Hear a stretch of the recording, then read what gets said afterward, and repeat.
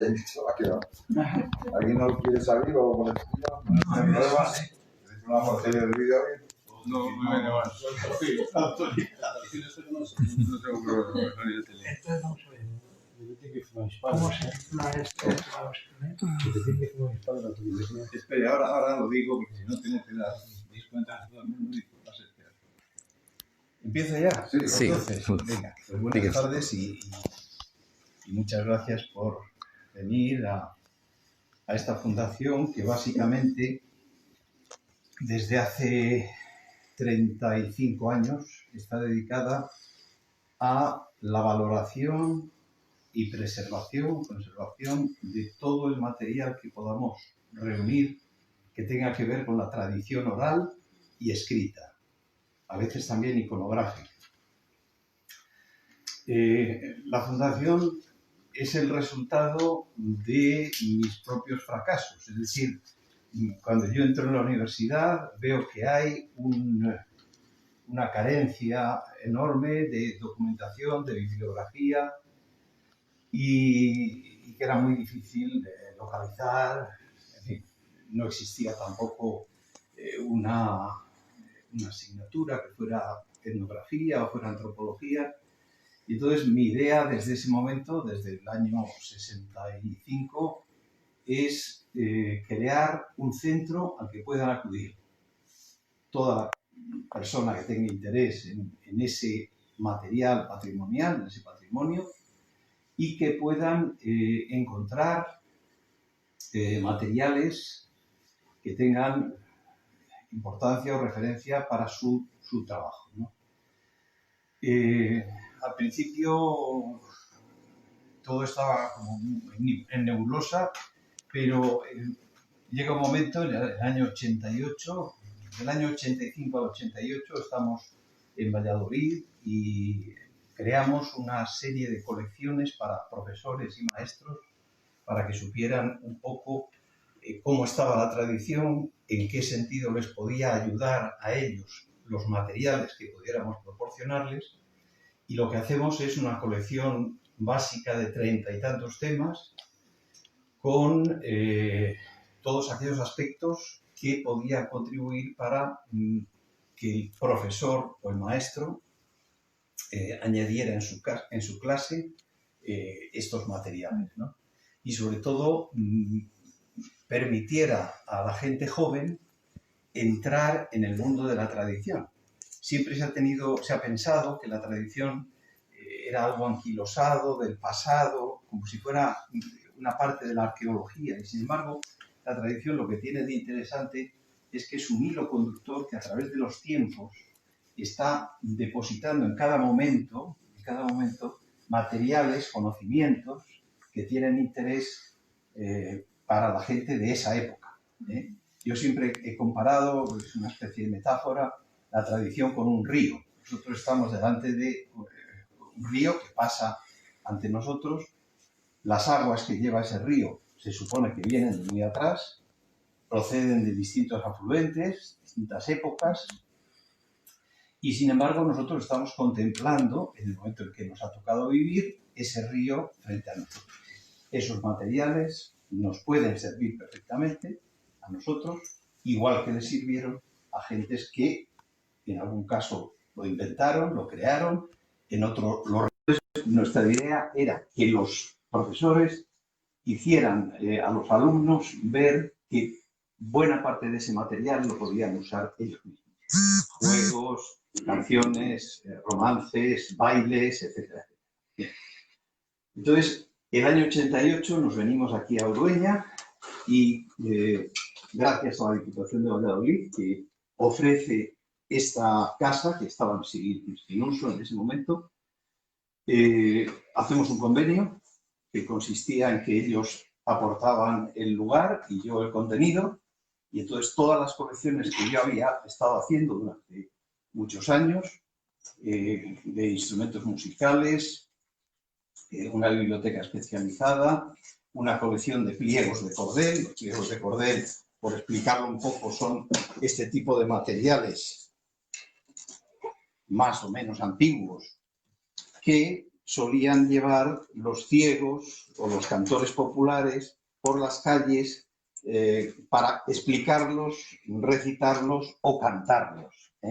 Bueno, de este material, en este momento tenemos más de 7.000 papeles, que se combinan con otros 4.000, esto siempre es por miles, otros 4.000 de lo que se llamaban aleluyas, que eran una especie de cartelones que los ciegos usaban también, pues para explicar cosas, historias, etc., ¿no? En España eran muy frecuentes las aleluyas porque se llamaban aleluyas precisamente porque el día de Sábado de Gloria, estos dibujitos se recortaban y se echaban sobre la gente que estaba, desde el coro de la iglesia, sobre la gente que estaba sentada abajo, ¿no?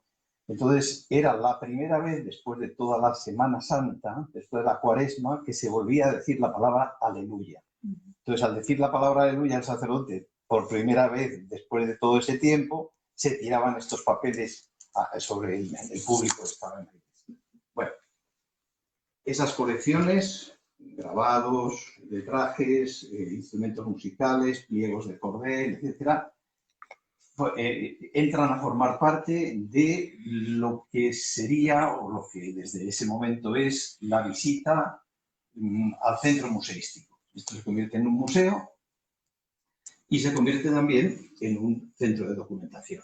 Museo para la gente que viene a visitar y comprobar cuáles son las colecciones. Aparte de estas tres, tenemos una colección de campanas en otro lugar. Y centro de documentación para la gente que quiera estudiar simplemente o trabajar en alguno de los aspectos en los que esté trabajando. Bueno, desde ese momento, todo lo que se hace en esta fundación tiene que ver con la comunicación. Nos interesa eso muchísimo y, de hecho, las colecciones todas tienen que ver con la comunicación.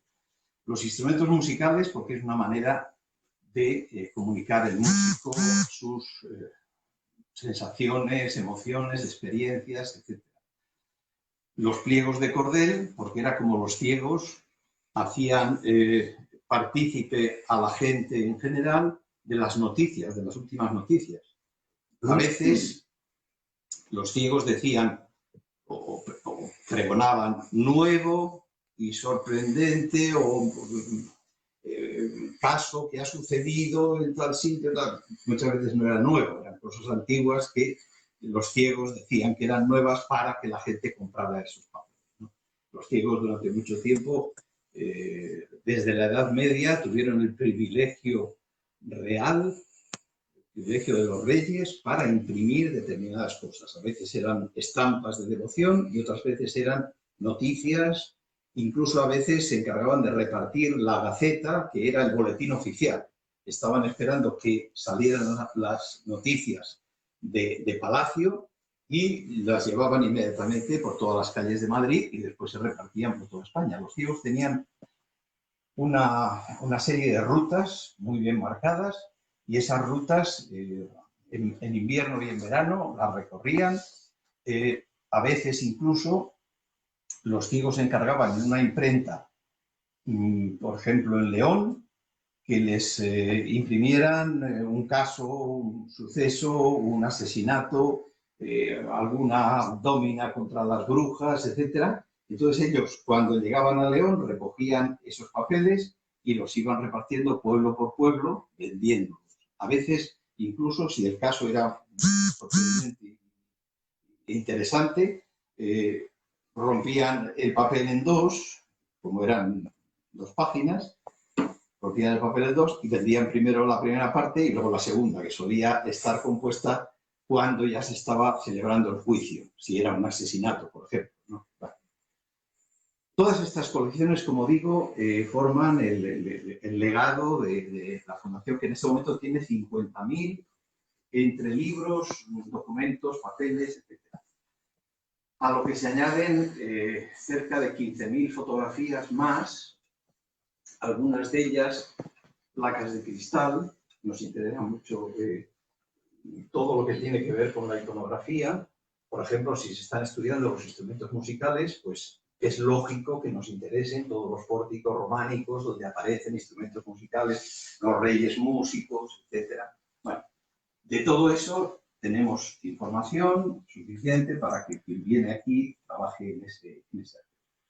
Durante muchos años, el problema que hemos tenido es que vivimos en un pueblo muy pequeño.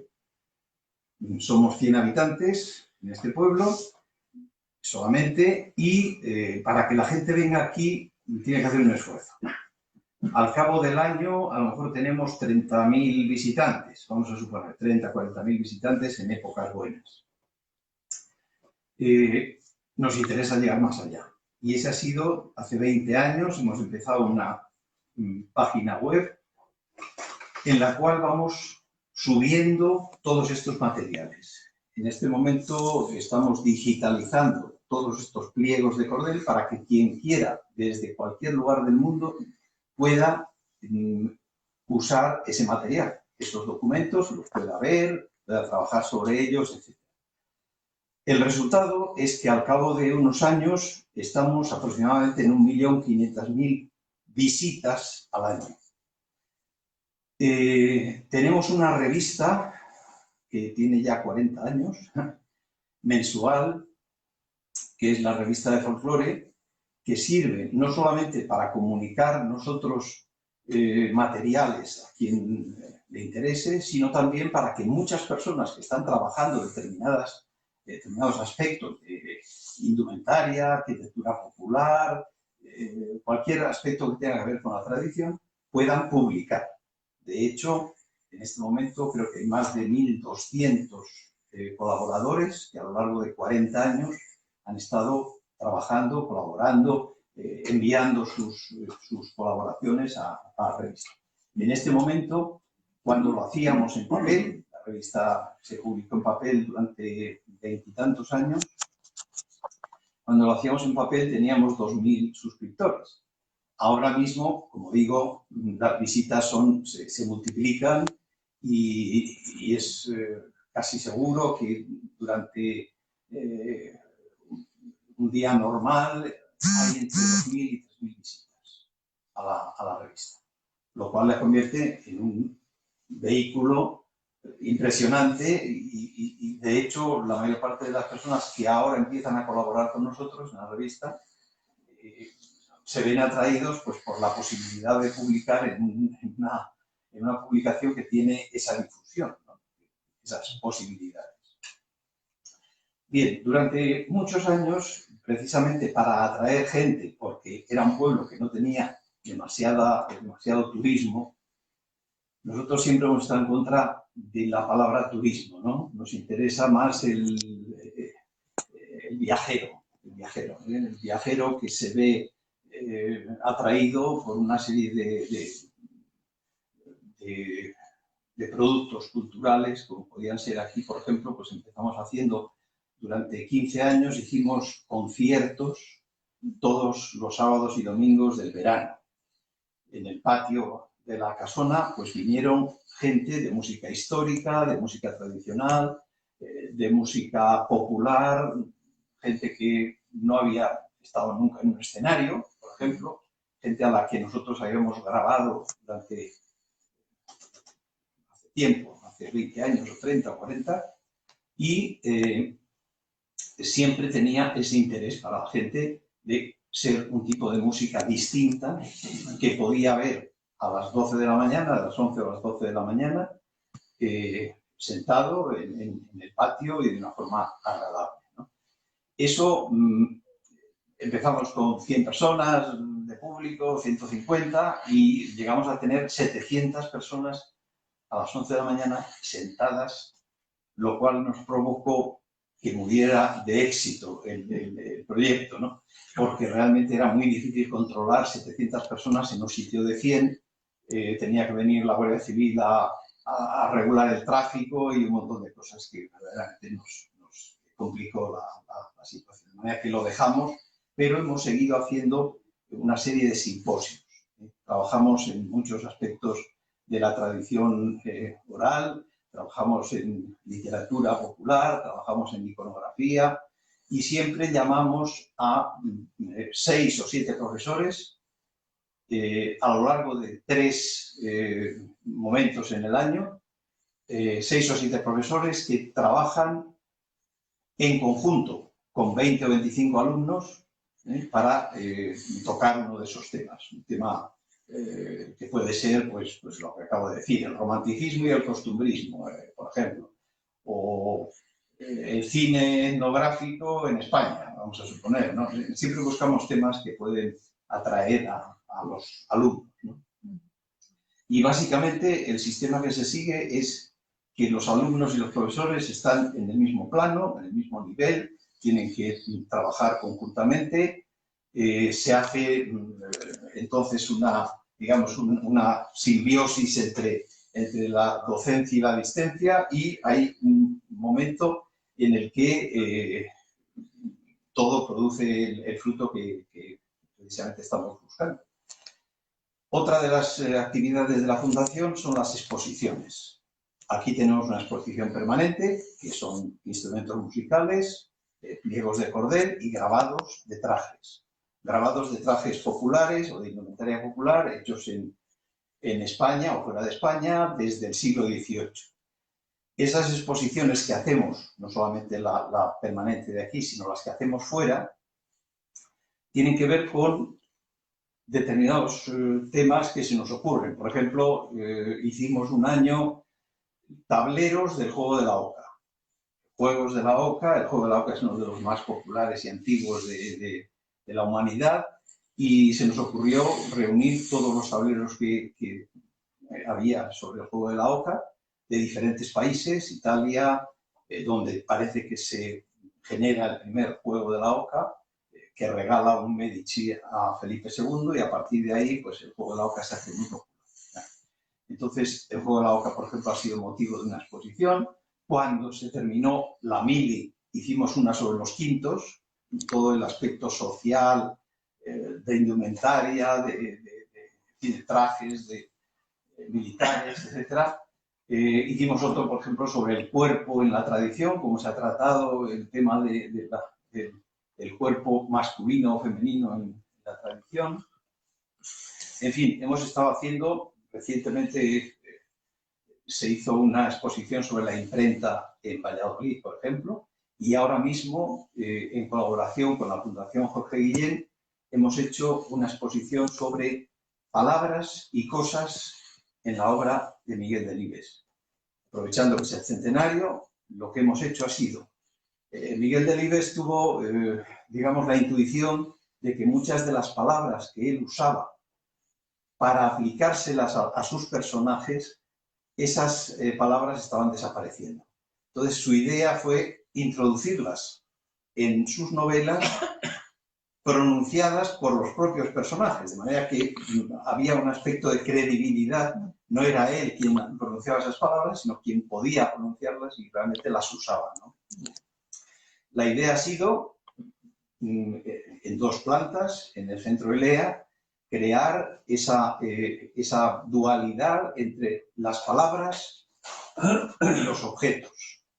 Los objetos, cada uno de esos objetos tiene una palabra que lo define, y lo que nos interesa es que sobre todo los jóvenes, los más jóvenes, sepan que muchos de esos objetos han sido importantísimos en la vida cotidiana y que todos tienen una palabra que probablemente desconocen. Se han alcanzado más o menos 100 palabras y 100 objetos que están en la exposición. Anteriormente se hizo otra exposición sobre el abecedario como un medio de comunicación. Como digo, siempre nos interesa mucho el tema de la comunicación y nos parece fundamental que en un mundo en el que presumimos de comunicar y comunicar cada vez mejor, pues estamos perdiendo muchos de los recursos que se usaban para comunicar. De hecho, uno de los trabajos que hemos estado haciendo durante 50 años, casi 60, ha sido recoger por los pueblos conversaciones con gente mayor, con gente que podía transmitirnos pues, su manera de ser, su manera de vivir, de trabajar, etc., desde su infancia hasta su vejez. Eso nos ha dado un material importantísimo del que hemos subido solamente parte gracias a un convenio con Wikimedia.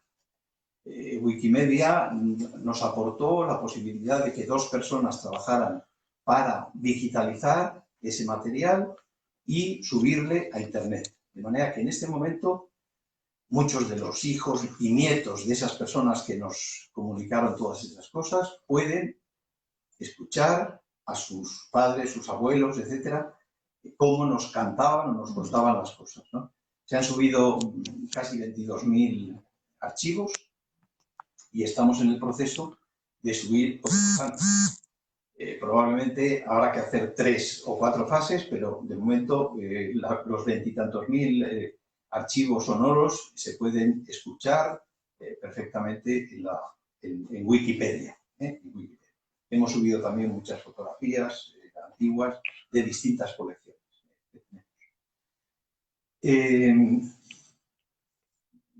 Yo no sé si hay un tiempo para esto o tengo que contar. Es un, No, un debate. Que alguien quisiera preguntarme. Claro, algún debate. Sí, por ejemplo, como soy nacido en la parte de Salamanca, Sí. ¿qué papel, por ejemplo, encajaría dentro de lo que usted está exponiendo aquí el director de cine de Salamanca, que era Martín Pacino? Sí. Claro. Entonces, yo creo que ese señor sí que jugó un papel muy importante con lo que usted está aquí hablando. Efectivamente. Lo digo porque lo he leído en muchos libros, yo no le conozco personalmente, a pesar de ser de Salamanca, pero porque la diferencia de edad, Sí, pues sí. ya no... Él ya falleció. Sí, incluso estaba pensando que puede que haya fallecido. Sí, falleció hace unos años. Estuvo aquí. Él tuvo, como toda persona mayor, pues hay a veces procesos degenerativos, pero él estaba muy bien de cabeza cuando vino aquí y a pesar de que tenía algunos despistes, nos dio lecciones de muchísimas cosas, ¿no? Una de las exposiciones que hicimos fue precisamente el cine etnográfico y proyectamos una serie de películas de Tierra de Aragón, de Basile Martín Patino, etcétera, para que los directores comentaran sus propias obras, ¿no?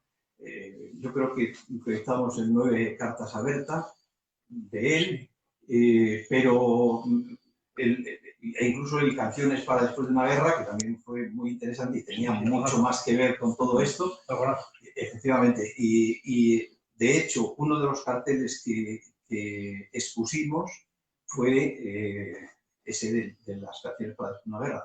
Y por cierto, hay una fotografía preciosa en la que está él contemplando el cartel de su propia película, ¿no? Sí, efectivamente. De hecho, en Salamanca hay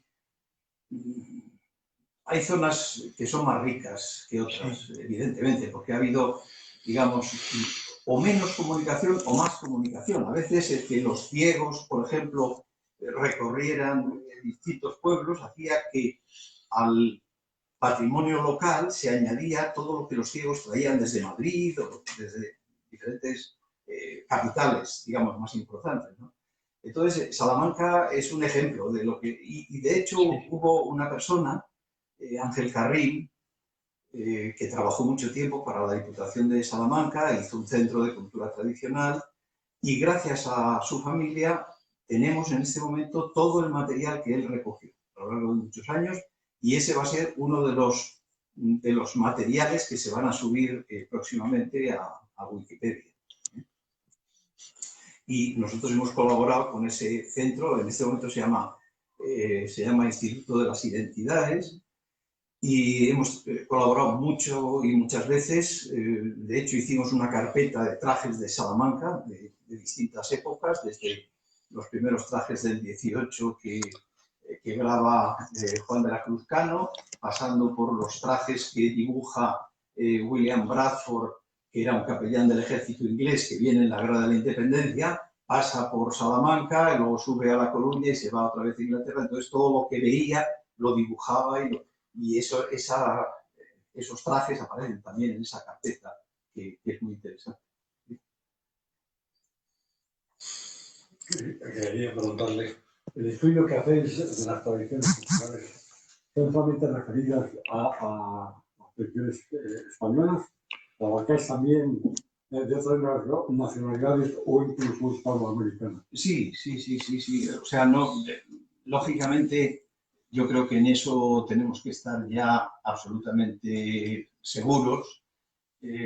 Hay una línea que desde antes de la Edad Media está cercando distintas zonas de Europa, de manera que muchos de los cuentos que nos llegan a través de las colecciones de los hermanos Grimm o de Perrault, etcétera, sabemos que son cuentos muy antiguos, que han tenido una tradición en toda Europa, pero que se cuentan con variantes en todos los lugares, ¿no?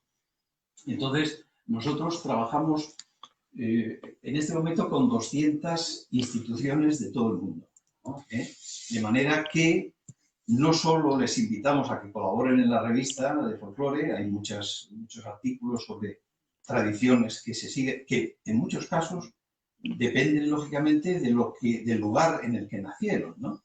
Pero hay cosas interesantísimas que se han producido, por ejemplo, en el otro continente, que también trabajamos. Estoy recordando en este momento el trabajo que manda hacer el obispo Martínez Compañón, que se llama Trujillo del Perú, que son todas las tradiciones que tenían lugar en Perú, en Quito, en determinados lugares, con dibujos, unos preciosos dibujos y con música, para que se vea pues cómo se bailaban, cómo se hacían las... O sea, nosotros estamos siempre abiertos a cualquier colaboración y sobre todo a que el ser humano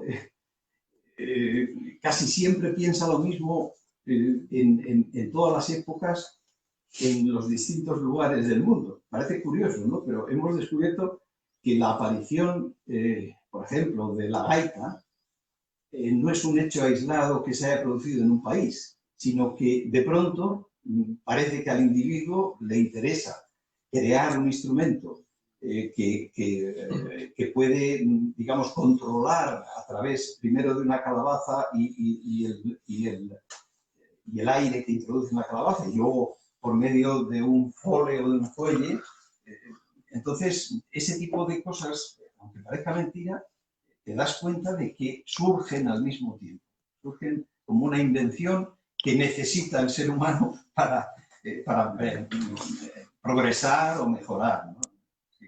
O sea, que de alguna manera hacéis estudios de comparaciones. Sí, estudios comparativos son muy frecuentes y sobre todo en el campo de la literatura, porque una de las primeras menciones de lo que iba en las bodegas de los barcos a América son las colecciones de libros.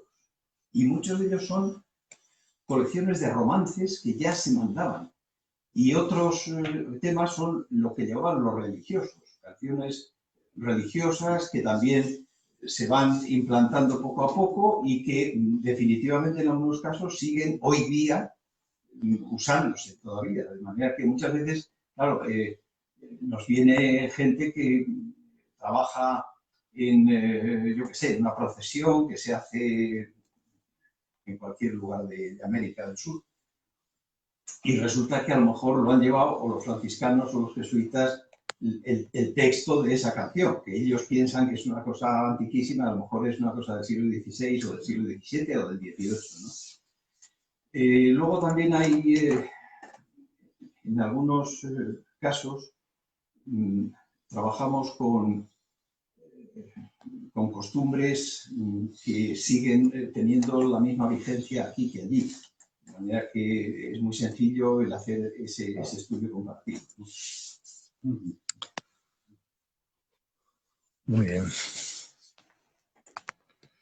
Nada, yo Pues, creo que realmente, perdón, es que este mundo es apasionante. Lo que usted está contando aquí, de verdad que a mí me apasiona, porque es que me viene a la mente gran cantidad de libros que yo he leído que tienen mucho que ver con lo que usted está poniendo aquí.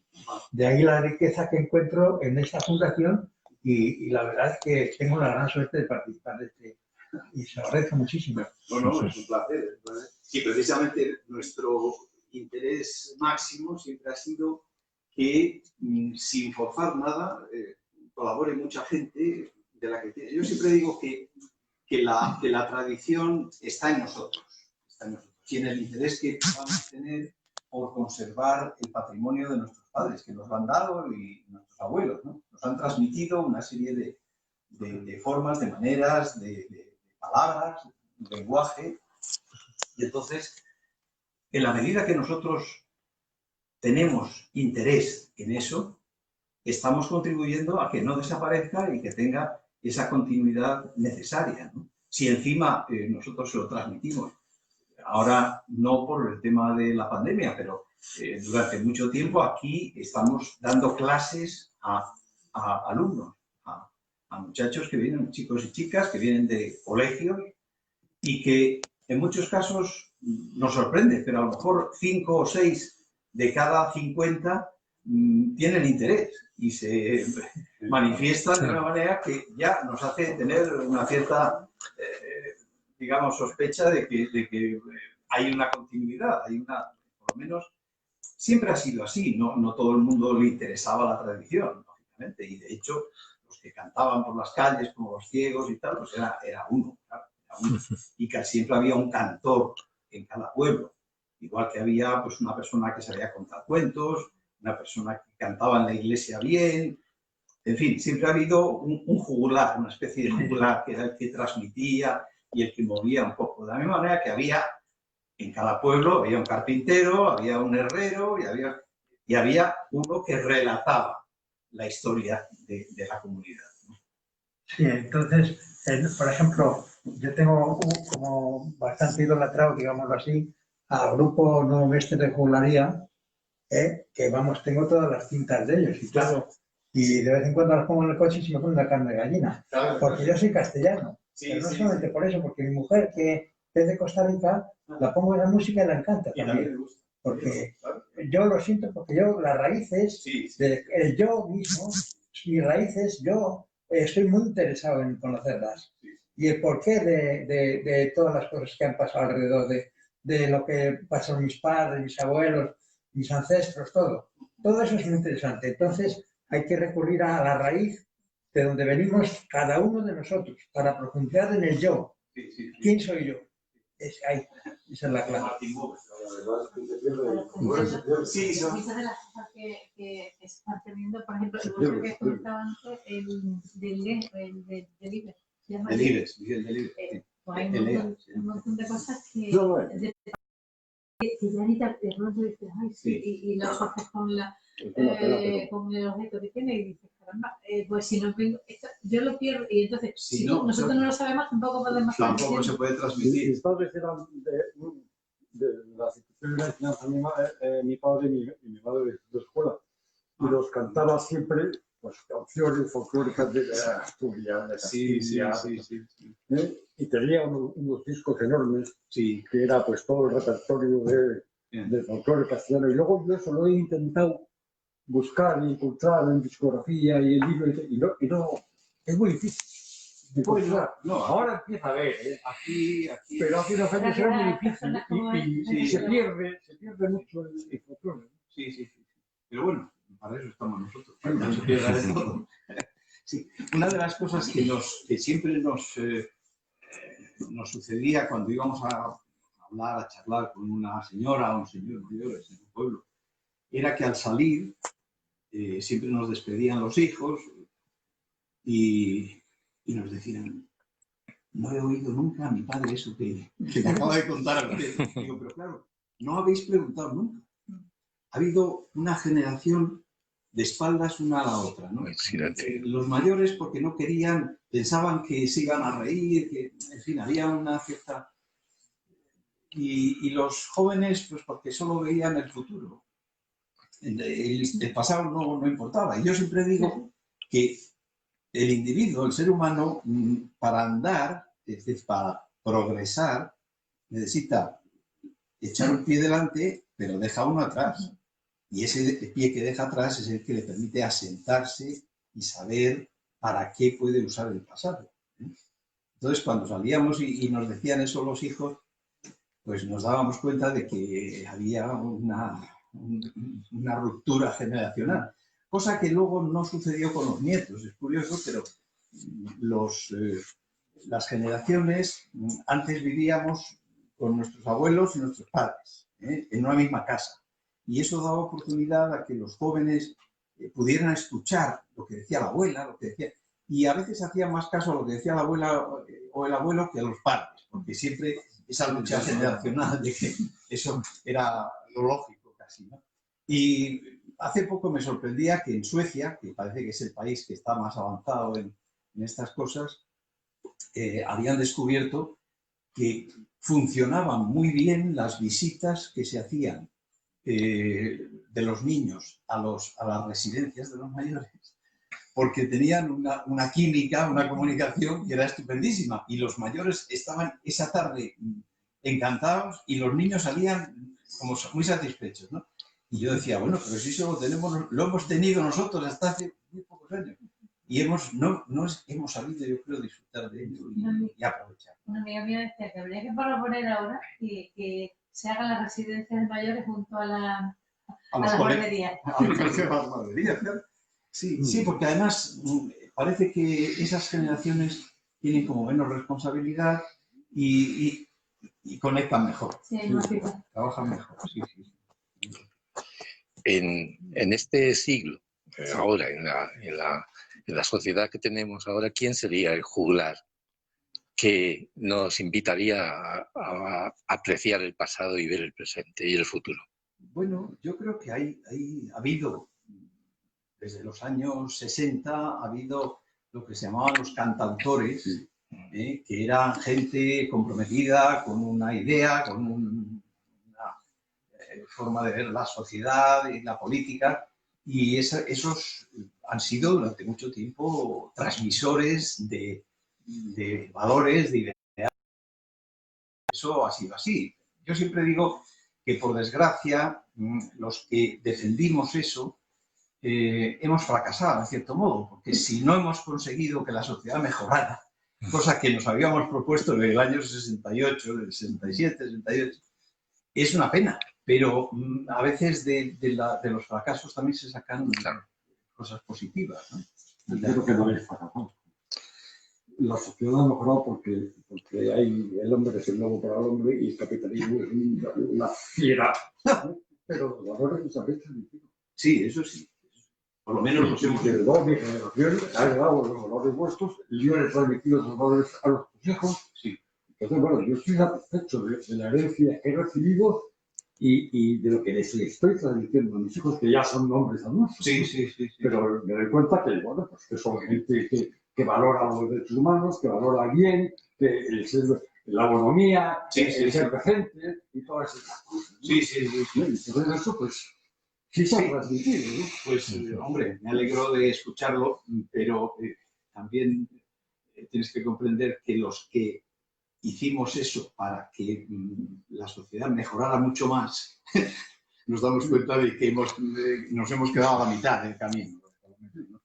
Sí que es verdad que en algunas cosas se ha mejorado y que nunca vamos a conseguir que todo el mundo participe de esas ideas. Menos casados, que la generación posterior que es la mía, que estuvimos en el antimarxismo, dejándonos la piel, algunos la vida y la cárcel, y al final no hemos conseguido nada.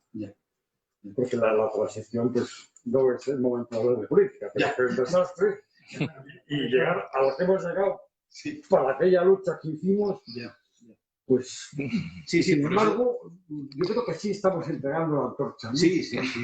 Y eso es nuestro deber. Yo siempre digo que, a pesar de que voy cumpliendo más años, tengo las mismas inquietudes y la misma manera de ver y de criticar, porque creo que el criterio es una de las cosas más importantes que podemos tener en la vida. Podemos aprender muchas cosas, pero si no tenemos criterio para administrarlas, para asimilarlas, etc. Entonces, a mí me interesa mucho que la gente joven sean capaces de ver la alternativa que la vida le pueda ofrecer y que sepa elegir, que sepa elegir.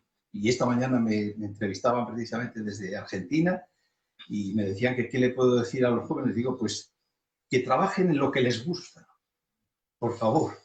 Es decir, que no crean que porque les digan que hay un oficio en el cual van a ganar más dinero y tal, si no van a estar a gusto, que no lo hagan. Que no lo hagan. O sea, para mí ha sido fundamental el trabajar en una cosa en la que creía y que, en fin, precisamente mis padres no me lo inculcaron, porque mi madre era pianista y no quería que estudiara música, porque decía que los músicos se mueren de hambre. Bueno, yo de momento he ido comiendo, pero vamos, sí que es verdad que no es precisamente una de las, salvo algunos casos excepcionales, pero es difícil abrirse paso en ese mundo, y más todavía en este mundo tan complicado de la tradición.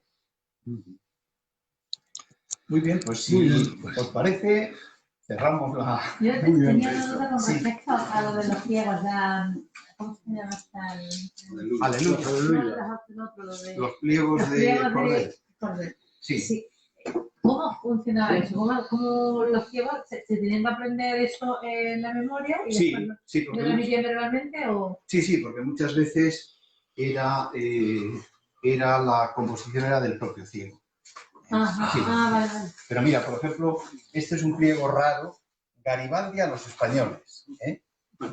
La carta de Garibaldi a los españoles por el triunfo de su independencia. Claro, esto seguramente, pues un ciego iba con ello, y los ciegos eran gente aparentemente tranquila y tal, pero yo tengo muchos casos que me dediqué una temporada a buscarla en la hemeroteca del periódico de Valladolid, del norte de Castilla, y hay muchos casos en los que los ciegos son muy valientes y defienden sus ideas.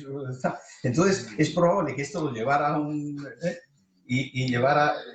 Este se vende en la Casa de Llorens en Barcelona, pero aquí está la carta de Garibaldi con... bien es verdad que os costó 168 años de servilismo y de deshonra, pero qué bien se adquiere fácilmente. No se derramó la sangre de 4 millones de mártires para hacer comprender al mundo las sublimes máximas de Cristo. En fin, que todo este tipo de cosas los ciegos lo cantaban y solían ser, como digo, composiciones suyas. El asesino de las criadas, por ejemplo. Esto se ponían en la plaza, en el mercado. Y por las mañanas, las señoras que iban a la compra o los que pasaban por allí, etcétera, todos les escuchaban porque verídica historia del asesino llamado Martín de Molar, el cual él solo asesinó más de 200 criadas a las cuales engañaba con el pretexto de buscarlas colocación. Bueno, este tipo de cosas a la gente le llamaba la atención, le atraía mucho, ¿no? Y muchas veces empezaban cantando en alto, ¿no? Para que la gente les viera. Sagrada Virgen del Carmen, Madre de Dios soberana. Ya atraía, y luego empezaba, pongan atención, señores, lo que vamos a explicar, este caso que ha ocurrido con un joven militar. Y te contaba la historia de una chica que había hecho la mili hasta que habían descubierto tal, y eso salió en un pliego también. La militar la llamaron, y fue un caso real que sucedió en el año 50 en Valladolid y se hizo famoso en toda España, aunque el tema de la mujer que se viste de soldado es antiquísimo. Fue a América, ¿no? Sí. Bueno, más famosa fue la canción de Carlos Cano, ¿no? La monja Alférez. La monja Alférez. Sí. Carlos Cano, que cantaba mi general, se llamaba. Exactamente. Pues, bueno, pues muchas gracias a todos. Muchas gracias a usted por habernos recibido Un placer. en la Casa Museo. Gracias. Y que vuelvan Por cuando quieran. recibirnos y por atender.